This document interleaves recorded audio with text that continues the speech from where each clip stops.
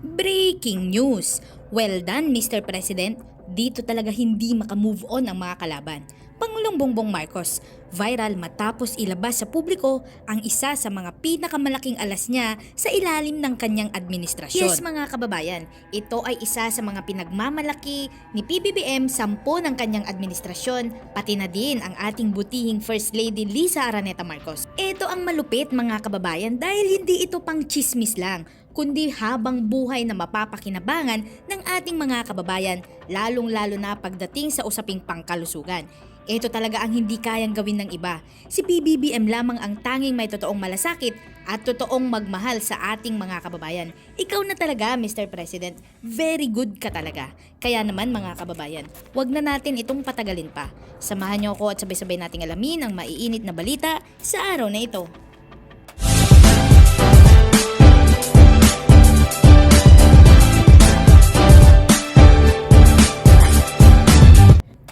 Breaking news! Pinangunahan ni Pangulong Ferdinand R. Marcos Jr.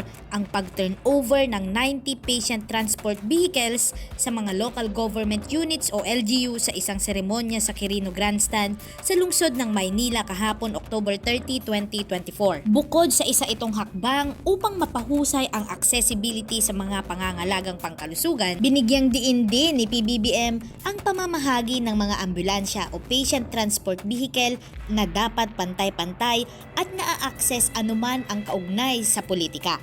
Nanawagan din si PBBM sa Philippine Charity Sweepstake Office na ipagpatuloy ang pagtupad sa mga pangunahing misyon nito na tulungan ang mga mahinang Pilipino. Sa kanyang talumpati, inilarawan ni PBBM ang PCSO bilang isang institusyon na nagsisilbing beacon sa mga panahon ng kadiliman para sa mga hindi mabilang na mga Pilipino. Bilang dating gobernador, ginunita ni Pangulong Marcos na nahihirapan ang mga ilang LGU na makakuha ng mga ambulansya mula sa mga nakaraang pamunuan dahil sa politika. Sa ngayon, 564 na ambulansya ang naibigay na sa mga LGU. Naglaan ang gobyerno ng 2.2 bilyong piso para makakuha ng 1,000 na karagdagang patient transport vehicle para mapahusay ang akses sa mga pangangalagang pangkalusugan para sa lahat ng Pilipino. Hindi lang yan mga kababayan. Dahil pinuri din ng Pangulo ang PCSO sa pagiging legacy ng suporta at pagbabago, pagsama-sama ng mga kapangyarihan ng pagkakataon sa kapangyarihan ng layunin na lumikha hindi lamang sa isang sistema ng pagpupondo, ngunit isang tulong para sa mga Pilipinong nangangailangan. Binigyang diin din niya ang ilang programa ng PCSO na nakakaapekto sa maraming buhay ng Pilipino tulad ng Medical Assistance Program, Institutional Partnership Program at Medical Transport Vehicle Donation Program bukod sa iba pa. Bilang paggunita sa 9 na dekada na serbisyo ng PCSO, kinikilala ng Pangulo ang donasyon na 90 ambulance o patient transport vehicles para tulungan ang mas marami pang Pilipino, partikular ang mga nasa geographically isolated at disadvantaged area. Ilan sa mga bagong sasakyan ay ipapamahagi sa mga local government units sa Pangasinan, Rizal, Negros Oriental, Cebu Provinces, Bohol at Northern Samar.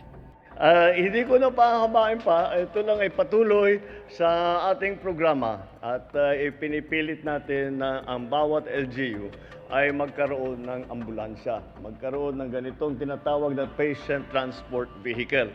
At ito naman ay programa ng PCSO na aming pinag-usapan mula po pag-upo ko at nandyan na si Mel Robles at sinabi ko sa kanya nung siya ay nailagay sa PCSO, ang utos ko sa kanya ay balik ninyo ang PCSO sa charity work dahil nung tinitignan namin yung expenditure ng PCSO ay nababawasan yung charity work at sa ibang trabaho na pupunta ang PCSO. Kaya ito ang naging bunga niyan. Kaya sabi ko ay pinakamadali dyan. Dahil nung senador ako, nung congressman ako, hanggang ngayon, ay maraming ating mga chief executive ng ating mga LGU ay panay hingi ng ganito, ng patient transport vehicle, ambulansya at lahat. Ay ang sabi ko dapat siguro, hindi ko naman malaman kung bakit napakahirap na magkaroon ng ganito. At naalala ko, nung gobernador ako, nakukuha mo lang yung ambulansya dati pagka medyo malapit ka sa kung sino man, o pakiusap, o palakasan unahan, palakasan. Kako naman, hindi naman siguro dapat ganun. Kaya sinabi ko, kailangan sabihin na lang natin, kailangan na lang, basta't sabi ko, basta't hanggat kaya natin, kuha ng tayo na itong mga emergency vehicle na ganito. At ikalat natin, huwag na natin isipin kung saan pupunta, kung ito binoto ba tayo dyan, nanalo ba tayo dyan, wala nang ganun. Kung saan man nangailangan, magpapadala tayo. At ginawa nila, dahil hindi nyo na itatanong, ito ang 90th anniversary ng PCSO. May kaunting handa doon sa Manila Hotel mamaya. At kaya naman, karapat-dapat na ang pinamigay na itong mga emergency vehicle ang 90 rin ang ipinamigay ngayong araw na ito.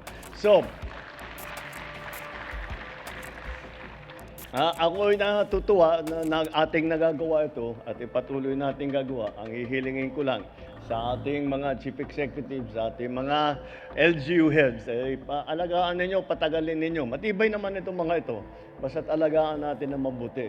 Ang maganda rito sa pagpili namin itong modelong ito, madaming pyesa ito, madaling ayusin, kahit saan, makakahanap kayo, kahit sinong mekaniko kayang ayusin itong mga emergency vehicle na ito, at kahit saan madali makakuha ng pyesa dahil napakahirap pagka yung mga masyadong magagandang ambulance kuminsan na tatanggap namin, basta't nasira, hindi mo na makikita na nakaparada na doon habang buhay.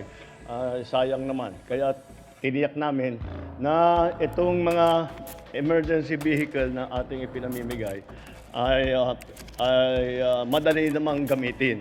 Yun lang, alagaan natin na mabuti, patagalin natin na mabuti. At sana pagka tuloy-tuloy itong programa na ito, ay hindi lang 100% ang mabubuo natin. Ay pinagmamalaki ng PCSO kanila. Kaya daw nila mag-deliver na Tigalawa. Kaya gagawin daw natin ito 200%. Kaya nasabi mo na yan kaya pangako na yan. Hindi na natin pwedeng, kailangan matupad yan. Mapapahiya ako rito, panay yung announce ko rito. Kaya ulit, ako ay natutuwa na aming nagagawa ito na ang ating mga LGU ay hindi na nahihirapan.